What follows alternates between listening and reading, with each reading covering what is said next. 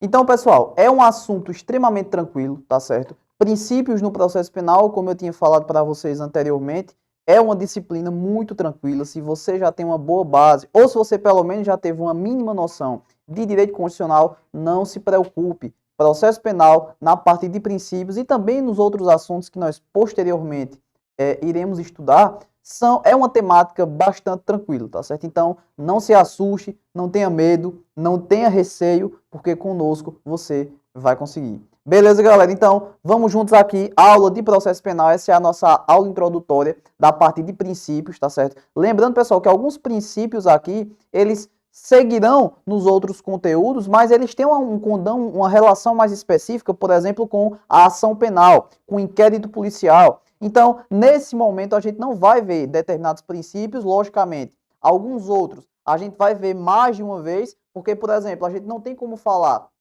do princípio da ampla defesa e do contraditório sem estudar e sem revisar ele lá na ação penal, tá certo? Então, quando a gente estudar a parte de contraditório, a parte da publicidade, motivação, a gente também vai ver isso lá na ação penal, tá certo? Inquérito policial, nós também vamos estudar muitos princípios lá no inquérito policial, quando a gente for estudar a parte das provas, prisões, questões de processos incidentais e assim por diante, beleza? Mas, ó, vamos juntos que vai dar certo. Show de bola comigo aqui no slide. Galera, princípios processuais penais. Pessoal, primeiro princípio que eu trouxe aqui para vocês é o da presunção de inocência ou não culpabilidade, certo? Muita gente confunde esse princípio da presunção de inocência e acaba por confundir, por ter essa noção com o princípio da individualização da pena. Pessoal, não se confunde, são duas coisas totalmente diferentes, certo? Veja só, quando a gente fala da presunção de inocência, uma pessoa ela é presumidamente inocente até que surja posteriormente um ato do Poder Judiciário, certo?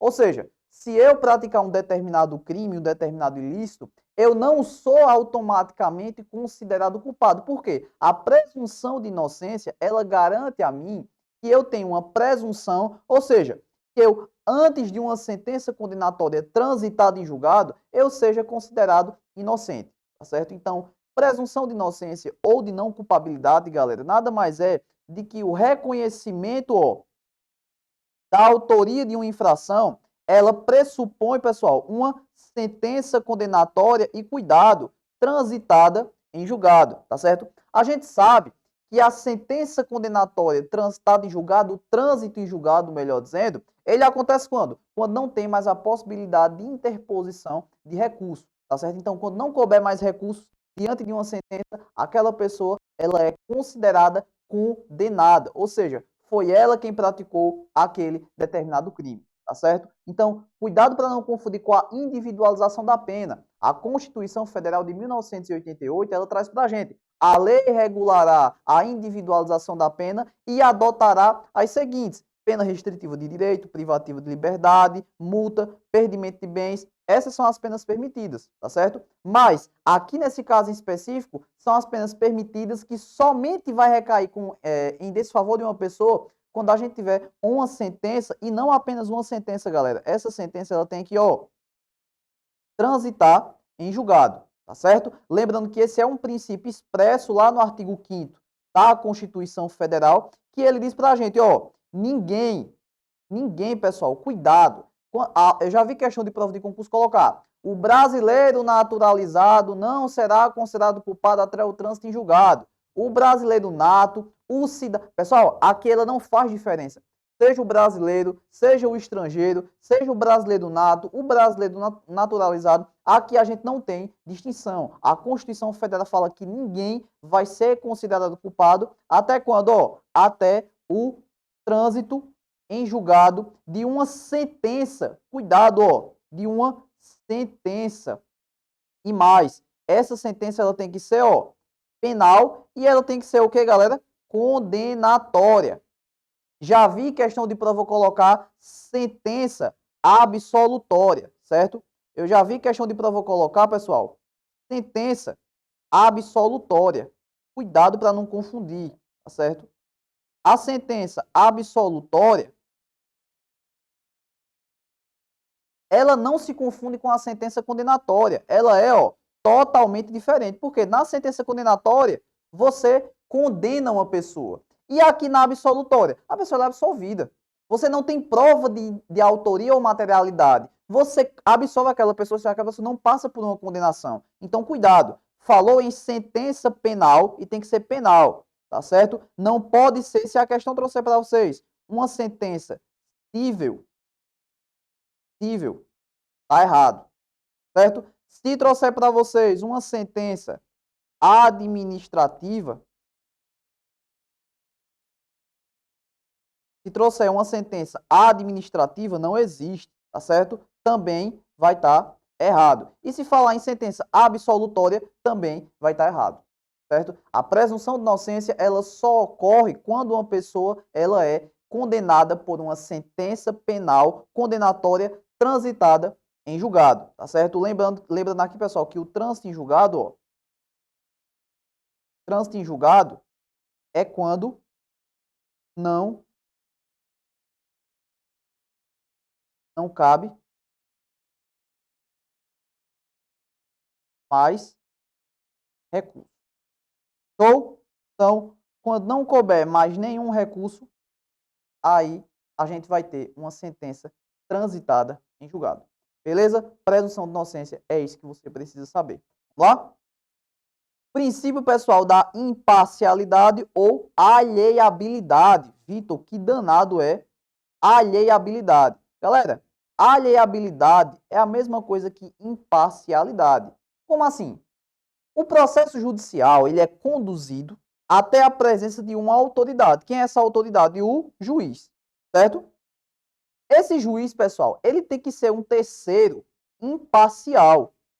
Então, como assim um terceiro imparcial? Imagine que você faz uma besteira. Aí sua mãe é quem vai lhe condenar. Sua mãe, por amar muito você, por ter muito carinho por você, ela vai dizer: ah, não, meu filho não, ele não fez isso. Lógico que eles têm casos e casos. Tem mãe que vai para arrancar a sua orelha, né? Mas, pessoal, o juiz, ele tem que ser um terceiro imparcial. Tá, lembra quando você ia para ficar no castigo lá no colégio e aí a professora levava você para o cantinho do castigo? Veja, a professora ali é um terceiro imparcial. Ela não é sua mãe. Ela não tem nenhuma relação com você, certo? Ela está ali aplicando uma penalidade de forma imparcial. Ou seja, ela não tem nenhum vínculo subjetivo. É a mesma coisa do juiz, pessoal. Imagine que um juiz vá condenar, pegue um processo, melhor dizendo, eu não estou dizendo nem condenação. Imagine que o juiz ele esteja à frente de um processo em que a acusada é a esposa dele. Ele não é um terceiro imparcial. Ele não está preenchendo o requisito da imparcialidade. O juiz ele não pode ter iniciativa probatória no processo. Juiz, galera, em regra, ele não produz provas, salvo aquelas provas lá do artigo 155 do Código de Processo Penal, que traz para a gente prova cautelar, antecipada ou não repetível, tá certo? A gente vai estudar isso na modalidade, no assunto das provas. Mas leve para a sua prova, para a sua prova de concurso, e que o juiz ele não pode produzir provas. A produção das provas recai sobre quem, pessoal? Sobre as partes. É o princípio da distribuição probatória. Ministério Público vai acusar, ao Ministério Público compete provar. Ó, fulaninho matou Joãozinho. Ele matou como? Com uma faca, com uma arma, com uma marreta, com veneno? Como foi que ele matou? Eu tenho que comprovar. Eu tenho que comprovar que Joãozinho efetivamente morreu. Isso se dá através de uma certidão de óbito, tá certo? Então perceba, tudo isso, quem é que vai recair a necessidade de produção das provas? As partes. O juiz ele não pode produzir a prova. Beleza, pessoal? Lembrando que esse princípio é uma decorrência imediata que veda o juízo ou tribunal de exceção, tá certo? Ou seja, uma sentença ela tem que ser garantida através de uma autoridade competente, ou seja, através de um juiz de direito. Beleza, galera? Lembrando que esse juiz, mais uma vez, falou no princípio da imparcialidade. Esse juiz ele não pode ter nenhum vínculo subjetivo, tá certo? Esses vínculos subjetivos aqui, eles devem ser desamarrados da autoridade judiciária. Cuidado, pessoal, que quando a gente fala aqui do juiz, a gente está falando de uma autoridade A gente está falando aqui, pessoal, de uma autoridade, ó, judiciária.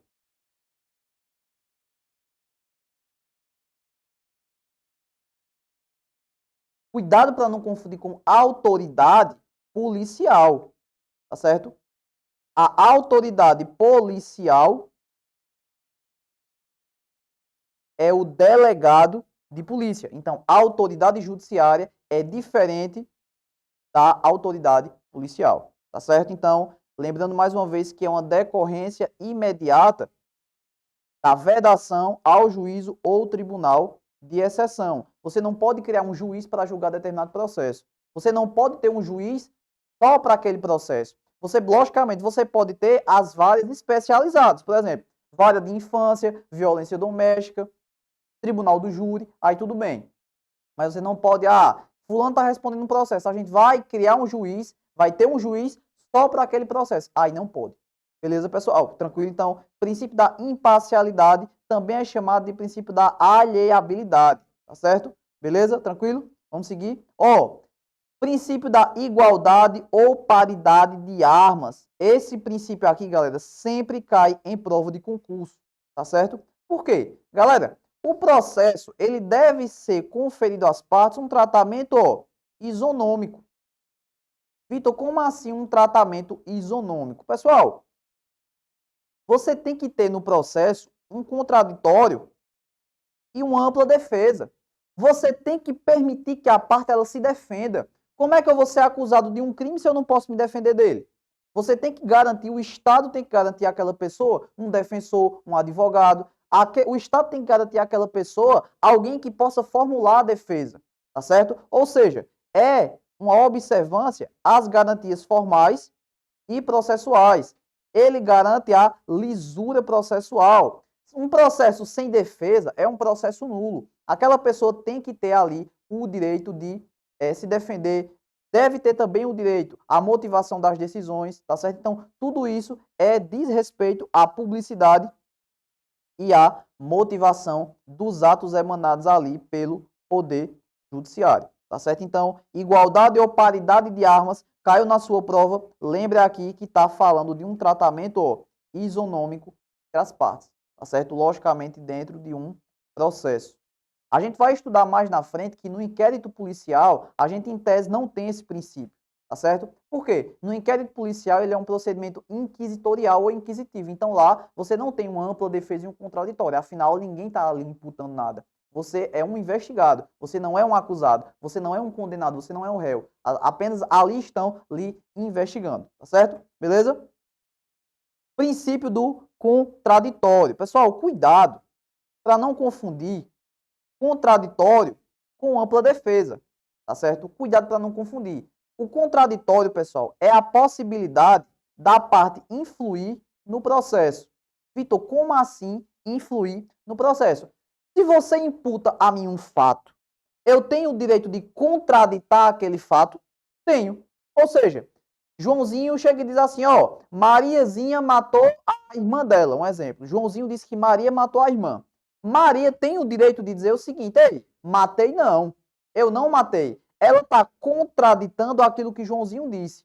A partir do momento em que Mariazinha, ela contrata um advogado, ou tem um defensor público, procura a figura do defensor público, a partir do momento em que Mariazinha vai para uma audiência de instrução e julgamento, formula as alegações finais dela, dizendo que não tem prova, que ela não foi a autora daquele fato, isso aqui é a ampla defesa. O contraditório, pessoal, é a possibilidade do agente ele influir no processo na esfera jurídica, tá certo? Ou seja, diz respeito à ciência e mais o que, pessoal? A participação, tá certo? Ou seja, você vai tomar ciência e você vai participar do processo. Não significa dizer necessariamente que você vai usar dos meios disponíveis, porque os meios disponíveis, eles são uma característica inerente à ampla defesa, certo? Lembrando que o contraditório, ele pode ser para a prova ou ele pode ser sobre a prova, tá certo? Pessoal, contraditório para a prova, a parte, ela é previamente cientificada sobre um ato. Imagine um exemplo. fulano estava cometendo um crime de tráfico de drogas, certo? Utilizando o seu carro. O juiz, ele vai determinar a apreensão daquele veículo. Antes da apreensão do veículo, a parte tem o direito de se manifestar, dizer, ei, eu tenho o direito de dizer o seguinte, o meu carro, o meu veículo, ele não foi utilizado nesse crime. Ele não foi utilizado. Então, a parte, ela pode tomar ciência e ela pode, ali, juntar, por exemplo, um pedido de restituição de bens apreendidos em esfera judicial ou na esfera inquisitorial em sede de inquérito policial, tá certo? Mas a parte, ela tem que ter essa ciência. Por isso que o contraditório, ele é um corolário lógico aqui, ó, da ciência e da participação, certo? Cuidado com o contraditório para a prova, porque aqui a parte, pessoal, ela só vai tomar ciência depois da realização do ato. Imagine um exemplo aí de uma interceptação telefônica. O juiz, ele não cita a parte para ela se defender e depois decreta a interceptação. Não. O juiz primeiro decreta a interceptação telefônica, se tiver ali indicativos de autoria e materialidade, o crime não puder ser obtido por outras fontes de prova, se não houver outros meios disponíveis. Ou seja, preenchidos aqueles requisitos da Lei 9296 de 1996, que é a Lei de Interceptação Telefônica, se aqueles requisitos ali eles forem preenchidos, o juiz ele pode decretar uma interceptação, tá certo? Lembrando que nesse caso, a parte ela vai ser citada, intimada a tomar ciência depois da interceptação, porque se for antes, ela pode ali fracassar o processo, ou seja, ela pode ali se desvencilhar, dizer que não está praticando o crime, tá certo? Então, contraditório para a prova é um, contraditório sobre a prova é outro. Show de bola? E aí a gente vem para ampla defesa. Aqui na ampla defesa, sim, pessoal. Na ampla defesa é a possibilidade, ó, da defesa por meio dos recursos, ó, disponíveis, tá certo? Ou seja, através dos meios e recursos a ela inerentes. Por exemplo, a parte a gente diz aqui que tem direito a uma assistência jurídica integral e gratuita. Se não tiver dinheiro, se não tiver recurso para pagar um advogado, a parte ela tem direito a um defensor público. É dever do Estado garantir assistência jurídica gratuita e integral. A todo mundo, não. Somente aquelas pessoas que não tenham ali recursos financeiros suficientes para arcar com o advogado, tá certo? E aí você pode me perguntar, Vitor, qual é a consequência da ausência de defesa em um processo? Galera, cuidado. Essa súmula 523 do Supremo Tribunal Federal, ela diz, ó, vem comigo aqui. Ó, a falta de defesa, ela acarreta, pessoal, uma nulidade absoluta, certo? A ausência de defesa, a falta de defesa, não tem defensor, o processo vai ser nulo. Agora, ó, teve defensor, mas, ou teve um advogado, mas a defesa foi péssima, foi horrível. Teve prejuízo para o réu? Se teve prejuízo, o processo é nulo, tá certo? Se teve prejuízo para o réu, o processo vai ser nulo. Agora, a deficiência de defesa, foi uma defesa ruim, o advogado foi péssimo, horrível. Certo, mas teve prejuízo? Teve não. Então não vai anular o processo. Ou seja, só deve ocorrer a anulação do processo se houver esse prejuízo, tá certo? A anulação, ela se dá se houver a demonstração do prejuízo. Anote no seu caderno o artigo 563 do Código de Processo Penal, tá certo? O artigo 563, pessoal, do Código de Processo Penal, ele traz: não será declarada a nulidade de um ato se não houver a demonstração de prejuízo, tá certo? Esse aqui, a gente fala que é o princípio do pars nullité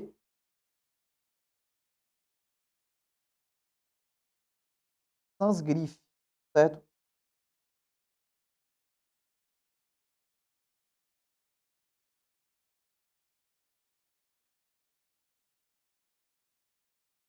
Então, o artigo 563 do Código de Processo Penal, ele assevera esse princípio aqui. Beleza, galera? Tranquilo? Então, cuidado. Outra coisa, preste atenção que a ampla defesa, ela é diferente da plenitude de defesa, certo? A plenitude de defesa, ela acontece lá no júri, certo? A plenitude de defesa acontece no júri. A ampla defesa, ela é um instituto inerente ao processo, certo? Ao processo. Então, falou em ampla defesa, lembre do processo. Falou em plenitude de defesa, coloquei aqui para vocês, ó. Plenitude de defesa, lembre do processo. Show de bola, pessoal? Tranquilo? Ampla defesa e contraditório, institutos aí diferentes, não se confundem, certo? Oficialidade e oficiosidade. Isso aqui é bom, hein? Esse aqui é bom. Pessoal, quando a gente for estudar inquérito policial, a gente vai ver com muita cautela esses dois princípios. Mas eu vou adiantar para vocês uma coisa. Oficialidade é diferente de oficiosidade. Vitor, oficialidade significa o quê? Pessoal, a gente tem um órgão oficial. Vitor, um órgão oficial, para quê? Para conduzir investigação, para ser o titular da ação penal, para julgar uma pessoa. Quem é que julga? Juiz. Quem é que acusa? Ministério Público. Quem é que investiga? Quem é em sede de inquérito policial? Delegado de polícia. Perceba que aqui a gente tem os órgãos, incumbidos da persecução. Certo? A gente tem aqui, pessoal, os órgãos. A gente tem aqui as figuras específicas em sede de deflagração penal. Então, por exemplo, quem é o titular da ação penal? Quem é que é o titular, galera? O Ministério Público. Quem é que preside e conduz o inquérito policial? O delegado de polícia, ou seja, a polícia judiciária. Então, falou em oficialidade, lembre que você tem órgãos oficiais incumbidos de uma incumbência, de um dever específico em cada fase processual. Inquérito policial, delegado de polícia, ação penal, Ministério Público, sentença, juiz. Certo?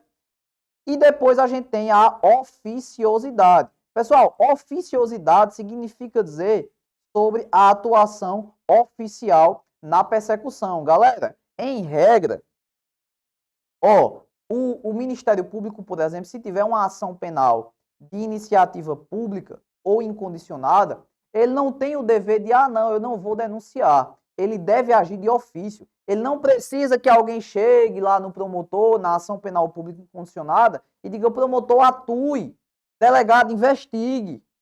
Não precisa disso. Aí você pode me falar o seguinte, Vitor, mas nos crimes de ação penal pública condicionada à representação, o delegado não pode instaurar o inquérito policial de ofício. Concordo. Então, a gente tem uma exceção à oficiosidade.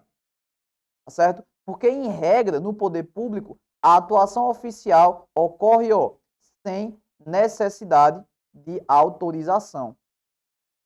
Tá certo? Lembrando, logicamente, em alguns casos, a gente precisa de autorização do interessado, como é o caso da ação penal pública condicionada à representação da vítima ou à requisição do ministro da Justiça, tá certo? Então, em alguns casos, a gente vai precisar realmente que a vítima ela compareça e dê o ok ali para prosseguir com a investigação, tá certo?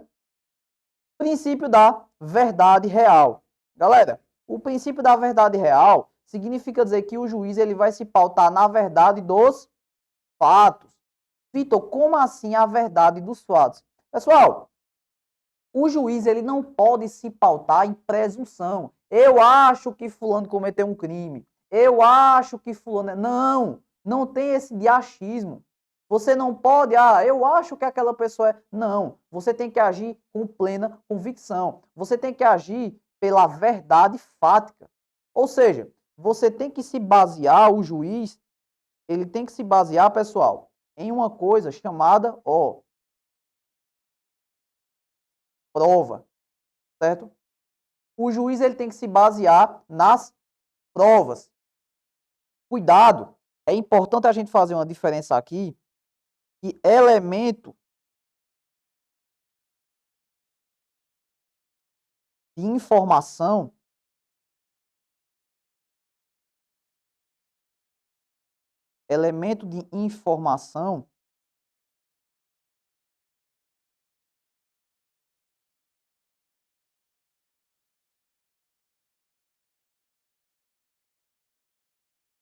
é diferente de prova, tá certo?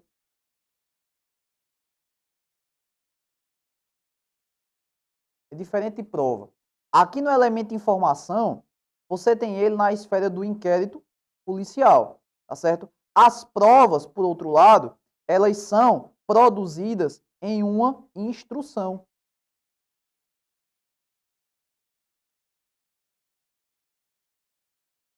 Em uma instrução, tá certo?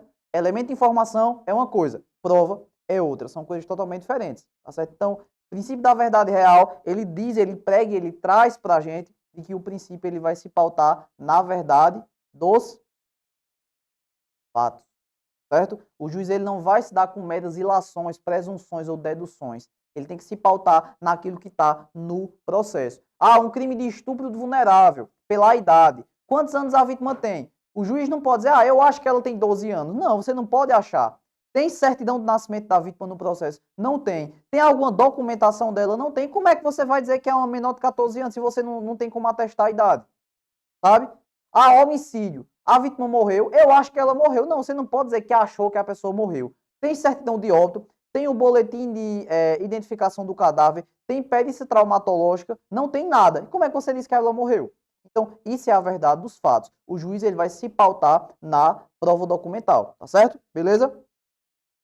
Obrigatoriedade limitada e oportunidade. Pessoal, no poder público, em alguns casos, a gente vai ter a obrigatoriedade, certo?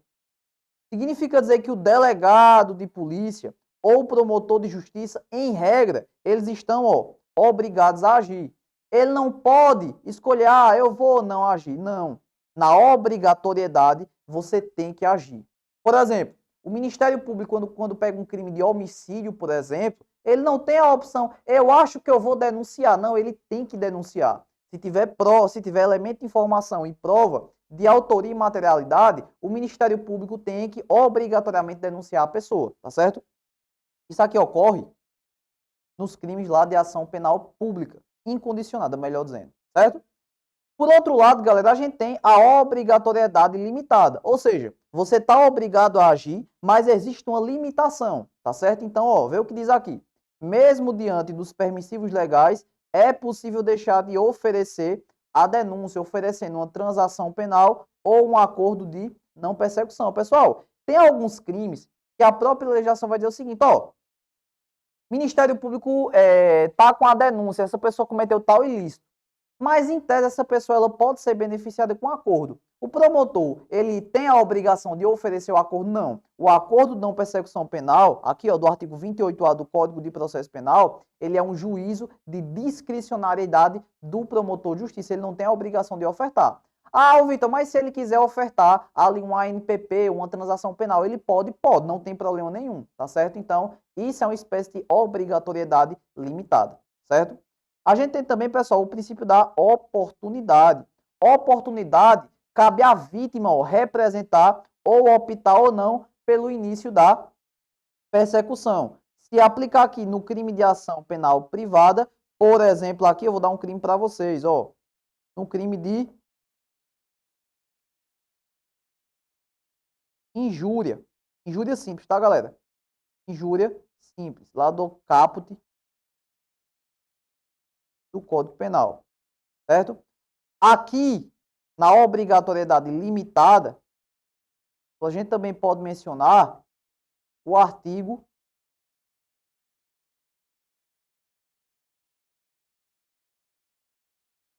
147 do Código Penal, que traz o crime de ameaça, certo? Então, o crime de ameaça, pessoal, ele é uma hipótese de crime de ação penal pública condicionada à representação. Show? Então, Obrigatoriedade, o MP tem o dever de agir, o delegado de polícia também. Na obrigatoriedade limitada, ele pode agir, mas ele tem ali a possibilidade de não, tá certo? Ele pode oferecer, por exemplo, um acordo de não persecução penal, tá certo? Lá naqueles crimes cuja pena mínima ela seja inferior a 4 anos. Ou a transação penal, lá na forma do artigo 76, naquelas penas até 2 anos, tá certo? E a gente também tem a oportunidade, que recai sobre a vítima optar ou não pelo início da deflagração penal, por exemplo, num crime de injúria, no crime de calúnia ou difamação, certo? Juiz natural, pessoal, cada pessoa ela tem o direito de ser condenada por uma autoridade competente, tá certo? Ou seja, o princípio do juiz natural consagra o direito de ser processado pelo magistrado competente. É vedada a criação de juiz ou tribunal ou tribunais de exceção, tá certo? Ou seja, você não pode criar um juiz, ter um juiz para julgar determinada pessoa. Não. Por quê? Você tem que ter um princípio do juiz natural, ou seja, uma imparcialidade, tá certo? O juiz ele não pode ali ser criado uma figura judiciária para julgar só uma pessoa. Beleza, pessoal? Bem explicativo esse.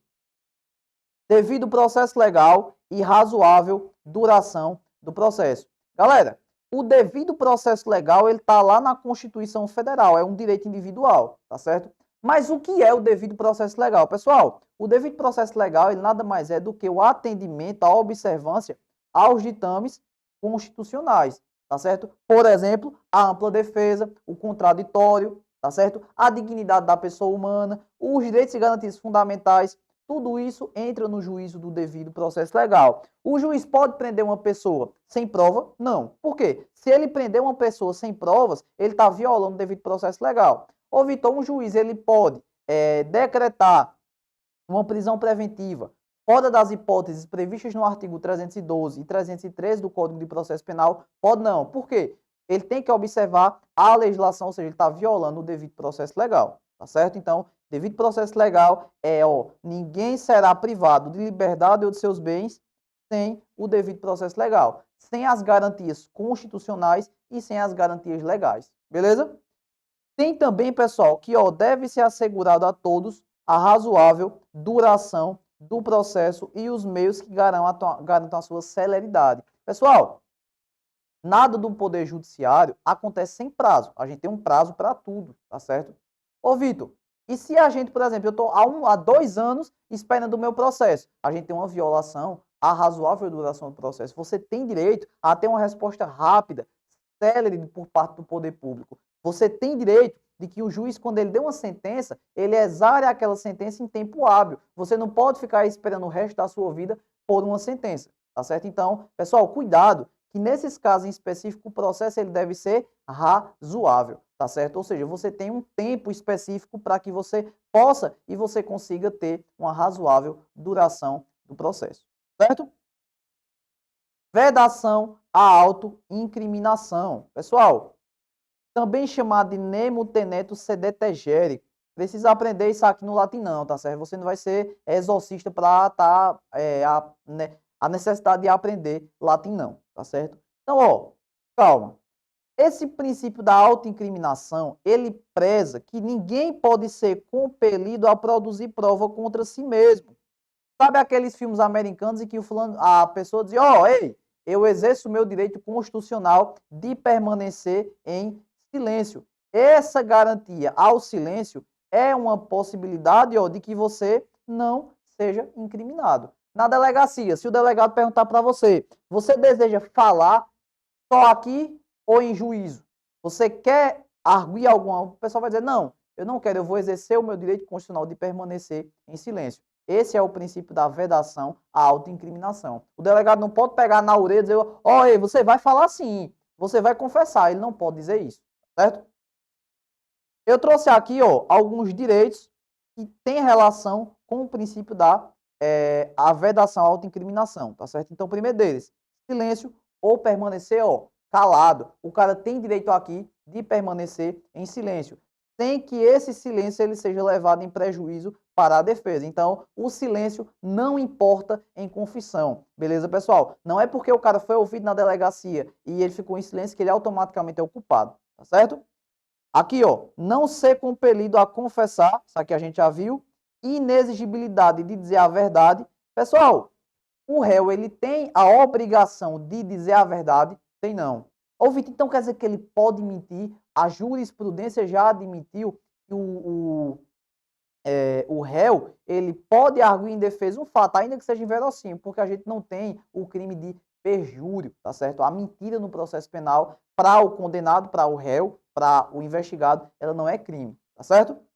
Aqui, ó, não pode adotar uma conduta ativa que possa causar sua autoincriminação. Por exemplo, reprodução simulada dos fatos. O réu, ele não tem a obrigação de participar efetivamente da reprodução simulada de um crime que ele, em tese, cometeu, tá certo? Ele também, ó, não tem a obrigação de produzir prova invasiva. Por exemplo, extração de dados genéticos, extração de sangue, alguma coisa dessa natureza, ele não tem ali ele não tem a obrigação de participar, tá certo? Então, ó, constatações invasivas não são admitidas, a exemplo do exame de saliva deixada em copo para verificação de DNA. O cara disse que, sei lá, não é pai de uma criança. E aí o juiz, ele, não, você é o pai sim, você vai ter que provar isso. Digamos que o cara bebeu água, alguém foi lá, pegou aquele copo e pegou a saliva dele e através daquele ele constatou o DNA. Isso aí não pode, isso é uma prova invasiva, certo? Cooperação processual. Galera, no processo, todo mundo tem que ser amigo, tá? O promotor não pode arengar com o delegado não pode arengar com o juiz, a testemunha não pode querer arengar, brigar com o promotor de justiça, todo mundo tem que ser amiguinho, processo coisa mais linda, todo mundo cooperando, tá certo? Isso aí, pessoal, diz respeito ao processo, ao princípio, melhor dizendo, da cooperação processual. Tem que haver uma cooperação mútua de todos os envolvidos, tá certo? E galera, quando eu falo todos os envolvidos aqui, ó, quando eu falo todos os envolvidos, eu tô falando Ministério Público, eu tô falando delegado de polícia, eu tô falando do juiz, eu tô falando das partes.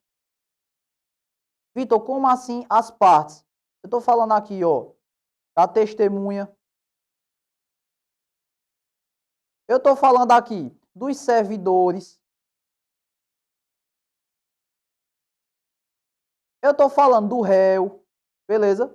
Tô falando de todo mundo aqui. O réu quer confessar, ele quer cooperar com o processo, confesse. Você vai ter um atenuante na sua, vai ter uma diminuição da sua pena. Ah, as testemunhas.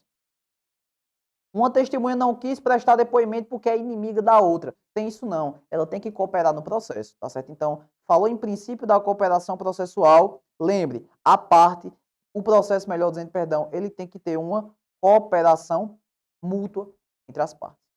Beleza, pessoal? Sobre princípios no processo penal, como eu disse a vocês, a gente vai ter, nós teremos outras aulas em que a gente vai estudar e a gente vai ver outros princípios. Tem muito princípio para a gente estudar, tá? Mas para não ficar algo tão cansativo, a gente só ficar princípio, princípio, princípio, para não ficar tão chato, a gente vai progredindo nos assuntos. Quando a gente for ver a aplicação da lei processual penal, a gente vai ver alguns princípios. Quando a gente for estudar juiz das garantias, a gente vai ver alguns princípios. Quando a gente for estudar inquérito policial, provas e por aí vai, beleza? Então, essa foi uma aula introdutória para você ter uma noção, para você entender mais ou menos como é que o processo penal ele se desdobra dentro da seara principiológica, tá certo? Mas, reiterando que nas próximas aulas a gente vai ver muito o princípio. Beleza, galera? Então, ó, aguardo você na próxima aula, persevere, estude e venha conosco que vai dar certo, beleza? Abraço, te aguardo lá. Valeu!